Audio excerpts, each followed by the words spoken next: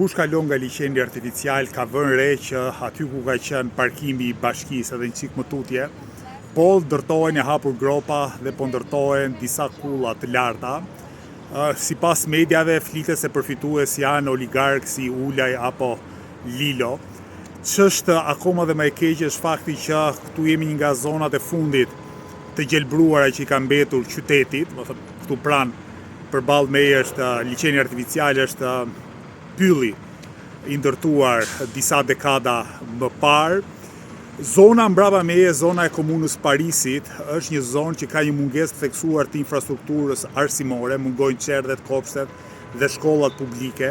E në vend që qeveria të blinte troje nga privatët për ndërtuar qerdhe, kopshtet dhe shkolla, ka vendosur që të shes truallin e parkimit bashkiak për të ndërtuar kulla. Ndërtohen kulla në një vend të cilin pastrohen paratë e krimit të organizuar dhe ku sipas statistikave zyrtare ka mbi 52.000 banesa bosh, pra nuk ka kërkesë reale për këto mjedise, biznesi apo banimi.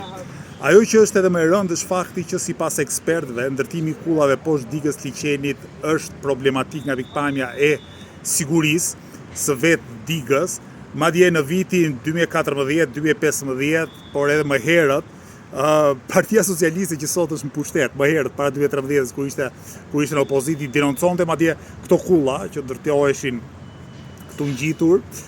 Madje Erion Veliaj pasi erdhi në krye të Bashkisë Tiranës bënte show sikur po i kundërvijej ndërtimeve të tilla. Tani e njëjta parti që dikur thoshte që ndërtimi i kullave në këtë zonë është i rrezikshëm, po jep leje për 5-6 kulla të reja po këtu. Kjo është vërtet alarmuese dhe shenjë i korrupsionit thellë të partisë pushtet në të gjitha pikpamjet. Prandaj unë mendoj se një politikë e vërtetë do jetë një politikë që thotë gjithmonë të vërtetën, i kundërvihet oligarkëve, të gjithë faktorëve të korruptuar dhe destruktiv në shoqërinë tonë dhe kërkon më shumë infrastrukturë publike, më shumë qerdhe, më shumë kopshte, më shumë shkolla, më shumë gjelbrim, më shumë parqe, më shumë frym dhe jetë qytetare.